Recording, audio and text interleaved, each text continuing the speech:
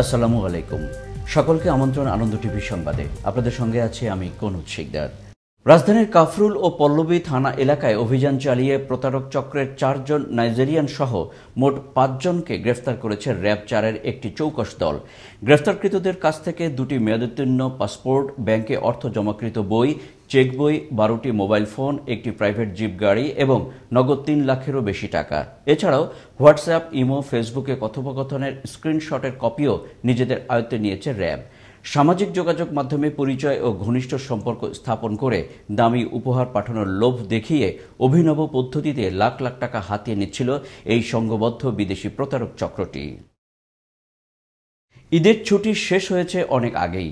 ঈদে গ্রামের বাড়িতে যাওয়া কর্মজীবী ও শ্রমজীবী মানুষজন ছুটি কাটিয়ে কর্মস্থলে এখনও ফিরছেন। এতে ঢাকা ফিরে পাচ্ছে সেই চিরচেনা রূপ। যাত্রী হয়রানি বন্ধে নেওয়া হয়েছে বাড়তি নিরাপত্তা। রাজধানীর বিভিন্ন বাস স্টপ ঘুরে এসে বিস্তারিত জানাচ্ছেন সহকর্মী জয়নাল আবেদিন। ক্যামেরায় ছিলেন আকবর কবির। পরিবার পরিজনদের সাথে ঈদের আনন্দ ভাগাভাগি করে কর্মস্থলে ফিরতে শুরু করেছে মানুষেরা।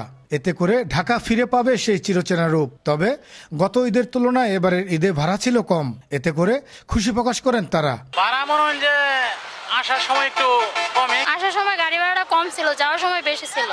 রাস্তাঘাটও মোটামুটি আসার সময় এখন একটু ফাঁকা আছে, আর ভাড়াটা খুব একটা বেশি নাই। যেটা এনাতে আসছি তো যেটা ছিল ওইটাই ওরা চেয়েছে আর কি। অপরদিকে যাত্রীরা যেন স্বাস্থ্যবিধির নিয়ম মেনে সঠিক ভাড়া দিয়ে নিরাপদে কর্মস্থলে পৌঁছাতে পারেন, সেজন্য নেওয়া হয়েছে সকল ধরনের নিরাপত্তা ব্যবস্থা। এমনটাই জানালেন এই কর্মকর্তা। আমাদের অন্যান্য ঈদের থেকেও এইবারের ঈদের নিরাপত্তাটা অনেক বেশি জোরদার। আপনারা জানেন এবং ইতিমধ্যে অনেক নিউজও হয়েছে যে আমাদের পুলিশের কারো কোনো ছুটি নেই। তো অন্যান্য ঈদের ছুটি গেলে যে সংখ্যক লোক জনবল কম থাকতো, তো এইবারে কিন্তু সেই প্রবলেমটা হয় নাই। এইবার পর্যাপ্ত জনবল রয়েছে এবং আমাদের নিরাপত্তার কোনো ঘাটতি নেই। করোনাকালে মানুষেরা গ্রামের বাড়িতে গিয়ে আপনজনদের সাথে ঈদের আনন্দ পালন শেষে কর্মস্থলে ফেরা একটা ত্যাগী মনোভাবের প্রতিফলন। সেই ত্যাগের উপর ভিত্তি করে সর্বশ্রেণীর মানুষ আবারও ঘুরে দাঁড়াবে, এমনটাই প্রত্যাশা সকলের।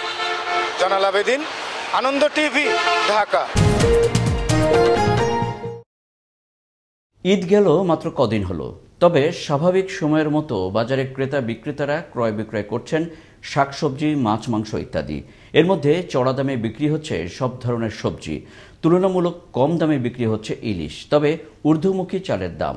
রাজধানীর বাজার ঘুরে আরও জানাচ্ছেন মুসা মিয়া। ক্যামেরায় ছিলেন শাহিন রেজা।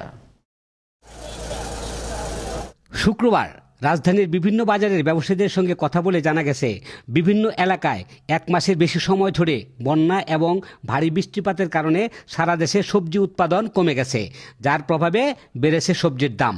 গত সপ্তাহ থেকে এই সপ্তাহ সবজির একটু মনে হয় একটু বেশি মনে হইতেছে আর কি। ঈদের আগে বেচে আমরা মনে করেন 60 টাকা 50 টাকা বিক্রি করছি, এখন বেচতে 40 টাকা। সবজির দাম ঈদের আগে একটু বেশি ছিল, বাট এখন যেটা দেখতেছি দাম মোটামুটি রিজনেবল আছে, বাট কাঁচামরিচের দামটা অনেক বেশি। এদিকে সবজির দাম বাড়লেও মাছের বাজার কিছুটা স্বস্তি দিয়েছে ক্রেতাদের। বাজারে বড়, মাঝারি ও ছোট সাইজের প্রচুর ইলিশ পাওয়া যাচ্ছে। দামও তুলনামূলক সস্তা। মাংসের দামও রয়েছে অপরিবর্তিত। মাছের দামগুলো এখন একটু কম, মাছ তো সব চাষের, দেশি মাছ পাওয়া যায় একবারে কম। টোনা ফিশ কিনছি, ইলিশ মাছ কিনছি, ইলিশ মাছের দামটা একটু কম আছে।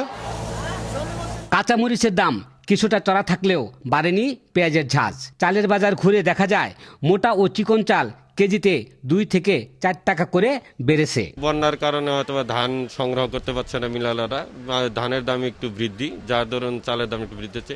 ঈদের আগে কিনছিলাম 260 টাকা, আজকে কিনলাম 270 টাকা। ঈদের তুলনায় এখন একটু বেশি, 10 টাকা 10-15 টাকা বেশি। আজকে শুক্রবার একটু দাম বেশি, গাড়ি লেটে আসার কারণে হয়তো আগামীকালকে আবার দাম কমে যাবে। একটু কুরবানির পরে তো বেচা কিনা নাই, মাংসের দামটা একটু কমে গেছে। বন্যা ও ঈদের কারণে মালবাহী ট্রাক চলাচলে বিধিনিষেধ থাকায় আমদানি কম হয়েছে, যে কারণে বেড়েছে এ সকল পণ্যের দাম। স্বাভাবিক অবস্থা বিরাজ করুক বাজারগুলোতে, ক্রেতা পাক স্বস্তি, এমন প্রত্যাশাই সকলের। মুসা মিয়া, আনন্দ টিভি, ঢাকা। টেকনাফে পুলিশের গুলিতে সাবেক সেনা কর্মকর্তা সিনহা হত্যা মামলায় সাবেক ওসি প্রদীপ কুমার দাস সহ 7 আসামিকে কারাগারে পাঠিয়েছে আদালত। বাকি 2 আসামি আত্মসমর্পণ না করায় তাদের বিরুদ্ধে জারি করা হয়েছে গ্রেফতারি পরোয়ানা। একই সাথে 7 আসামিকে র্যাব হেফাজতে মঞ্জুর করা হয়েছে 7 দিনের রিমান্ড। বৃহস্পতিবার সন্ধ্যায় কক্সবাজারের জ্যেষ্ঠ বিচারিক হাকিম আদালতে আসামিদের আত্মসমর্পণের আনুষ্ঠানিকতা শেষে রাত ৯টার দিকে বিচারক হেলাল উদ্দিন এই আদেশ দেন। পদ্মায় তীব্র স্রোতের কারণে ১০ ঘণ্টা বন্ধ থাকার পর শুক্রবার সকাল থেকে মুন্সিগঞ্জের শিমুলিয়া থেকে মাদারীপুরের কাঁঠালবাড়ির নৌরুটে শুরু হয়েছে ফেরি চলাচল। এর আগে তীব্র স্রোতের কারণে বৃহস্পতিবার সন্ধ্যায় ফেরি চলাচল বন্ধ করে দেয় কর্তৃপক্ষ। বর্তমানে ১ নম্বর ফেরিঘাট দিয়েই যাত্রী ও যানবাহন পারাপার করছে ফেরিগুলো। দেশের দক্ষিণ পশ্চিম অঞ্চলের ২১ জেলার প্রবেশদ্বার বলে খ্যাত রাজবাড়ী দৌলতদিয়া পাটুরিয়া নৌবন্দর। প্রতিদিন এই নৌরুটে ২,০০০-এরও বেশি পণ্যবাহী ও যাত্রীবাহী পরিবহন চলাচল করে থাকে। ঈদের সময় যা বেড়ে দাঁড়ায় প্রায় দ্বিগুণ। ঈদ আনন্দ শেষে ২১ জেলার মানুষ রাজধানী ঢাকাসহ দেশের বিভিন্ন জেলার কর্মস্থলে ফিরছেন। কিন্তু তীব্র স্রোতে ফেরি চলাচল বিঘ্নিত ও ফেরি সংকটে শত শত পণ্য ও যাত্রীবাহী গাড়ি দীর্ঘ লাইনে অপেক্ষমান রয়েছে পারাপারের জন্য। বন্যা ও জলাবদ্ধতায় ভেঙে বিধ্বস্ত রংপুর সদর উপজেলার হরিদেবপুর ইউনিয়নের একটি বক্স কালভার্ট সহ ৩ কিলোমিটার এলাকার সড়ক। এলাকাবাসীর অভিযোগ, এই দুরবস্থায় কেউ তাদের সহায়তায় এগিয়ে আসেনি। রংপুর থেকে মাহফুজ আলম প্রিন্সের প্রতিবেদন, জানাচ্ছেন মোস্তফা কামাল তোহা। বন্যা ও জলাবদ্ধতায় ভেঙে গেছে রংপুর সদর উপজেলার হরিদেবপুর ইউনিয়নের একটি বক্স কালভার্ট সহ ৩ কিলোমিটার এলাকার সড়ক ও আমনের ক্ষেত। ফলে দিশেহারা হয়ে পড়েছে এই ইউনিয়নের ৯ নং ওয়ার্ডের ১০,০০০ মানুষ। বানের পানি ও নদী ভাঙনে ক্ষতিগ্রস্ত হয়েছে ১,০০০ একর আমন ফসলের ক্ষেত। চলাচলের রাস্তা ভেঙে যাওয়ায় দুর্ভোগে পড়েছে এলাকার চলাচলকারীরা। এমন দুর্ভোগ দুর্দশা লাঘবে এগিয়ে আসেনি কোনো জনপ্রতিনিধি, এমনটাই অভিযোগ ভুক্তভোগীদের। কিন্তু হাজার হাজার বিঘা পড়ে আছে, পানিতে বন্দী আছে, এখানে চেয়ারম্যানও নাই এবং উপজেলা চেয়ারম্যানও আসে নাই। এই ৩-৪টে ইউনিয়নের পানি এই দিক দিয়ে আসিয়ে এই ভাঙি যাইতেছে। আর ২০ কেবি জমি নিম্ন হইলে কম করে এই দোলাতে ১০,০০০ মন ধান আবাদ হবে। প্রায় ১,০০০ বিঘা জমিতেও বেশি হবে। মনে করো ঘাগর নদীর অনেক পানি আসার পর অনেক জমি এখানে ভাঙি গেছে। মানে এই পানিগুলো যদি আসে তাহলে এই জমি একটাও টিকবে না। তবে সদর উপজেলা চেয়ারম্যান যেমনটা জানালেন, কয়েকদিনের কন্টিনিউয়াস বৃষ্টির কারণে এবং অতিরিক্ত বৃষ্টির কারণে এই কালভার্টটি ভেঙে যায় এবং কালভার্টটি ভেঙে যাওয়ার কারণে পানির স্রোতে এই রাস্তাটির প্রায় ৩০ ফিট জায়গা ভেঙে গিয়েছে। এখন যেহেতু রাস্তাটি আবার করতে হবে, সুতরাং সেই জায়গায় একটি ব্রিজ বরাদ্দে রেখে তারপরে বাকি রাস্তাটুকু করার জন্য অলরেডি আমরা রংপুর সদর উপজেলা প্রকৌশলীকে অলরেডি এটা নির্দেশনা দেওয়া হয়েছে। খুব দ্রুতই এই সমস্যার সমাধান হবে বলে প্রত্যাশা রংপুরের ঘাঘট এলাকার সকল ভুক্তভোগীদের। মোস্তফা কামাল তোহা, আনন্দ টিভি, ন্যাশনাল ডেস্ক।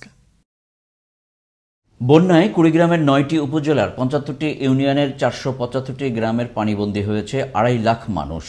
বানের পানিতে ক্ষতিগ্রস্ত হয়েছে ৬৩,০০০ বাড়িঘর। রোগ ব্যাধিতে আক্রান্ত শত শত গবাদি পশু। পানিতে ডুবে মৃত্যু হয়েছে শিশুসহ ২২ জনের। বন্যার পানি বিপদসীমার উপর থেকে কমতে শুরু করার পর থেকে দেখা দিয়েছে পানিবাহিত রোগের প্রকোপ। মানিকগঞ্জে পানি কিছুটা কমতেই বেশ কয়েকটি এলাকায় শুরু হয়েছে নদী ভাঙন। সদর সাটুরিয়া উপজেলার ধলেশ্বরী নদীর তিল্লি সহ শিবালয় ও দৌলতপুর উপজেলার যমুনার বেশ কিছু এলাকার ব্যাপক ভাঙনে শতাধিক ঘরবাড়ি, বাজার, ফসলি জমি সহ নানা স্থাপনা ইতিমধ্যে বিলীন হয়েছে নদীগর্ভে। হুমকির মুখে রয়েছে শিক্ষা প্রতিষ্ঠান, ঘরবাড়ি সহ অন্যান্য স্থাপনাও। ময়মনসিংহের ভালুকা উপজেলার স্বাস্থ্য কমপ্লেক্সে যাওয়ার বাইপাস রাস্তাটি পানিতে তলিয়ে যাওয়ায় বেড়েছে জনদুর্ভোগ।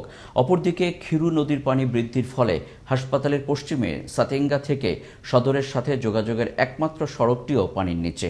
এতে প্রতিদিনই ঝুঁকি নিয়ে যাতায়াত করতে হচ্ছে হাসপাতালের রোগীসহ সড়কে চলাচলকারী শত শত যাত্রীদের। এই ছিল এখনকার মতো।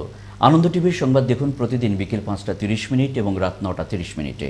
করোনা থেকে আপনি এবং আপনার পরিবারকে সুরক্ষিত রাখতে স্বাস্থ্যবিধি মেনে চলুন। আনন্দ টিভির সঙ্গে থাকার জন্য সকলকে ধন্যবাদ।